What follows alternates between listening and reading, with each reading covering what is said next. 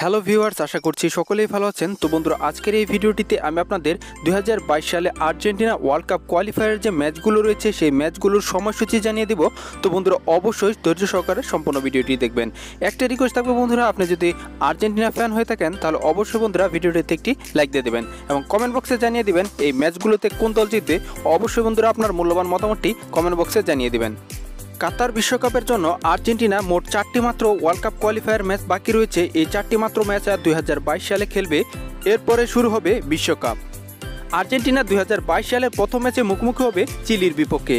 ম্যাচটি অনুষ্ঠিত হবে 27 জানুয়ারি 2022। এরপরের ম্যাচে মুখোমুখি হবে আর্জেন্টিনা বনাম কলম্বিয়া। ম্যাচটি অনুষ্ঠিত হবে 1 ফেব্রুয়ারি 2022। এরপরের ম্যাচে মুখোমুখি হবে আর্জেন্টিনা বনাম ভেনেজুয়েলা। ম্যাচটি অনুষ্ঠিত হবে 24 মার্চ 2022। ওয়ার্ল্ড কাপ কোয়ালিফায়ারের শেষ ম্যাচে মুখোমুখি হবে আর্জেন্টিনা বনাম ইকুয়েডর। ম্যাচটি অনুষ্ঠিত হবে 29 মার্চ 2022। বন্ধুরা, এই ম্যাচগুলোর ডেট ফিক্সড করা হয়েছে, টাইম ফিক্সড করা হয়নি। খেলার কিছুদিন আগে এই টাইমগুলো আপডেট করা হবে, তখন বন্ধুরা আপনাদের জানিয়ে দেব।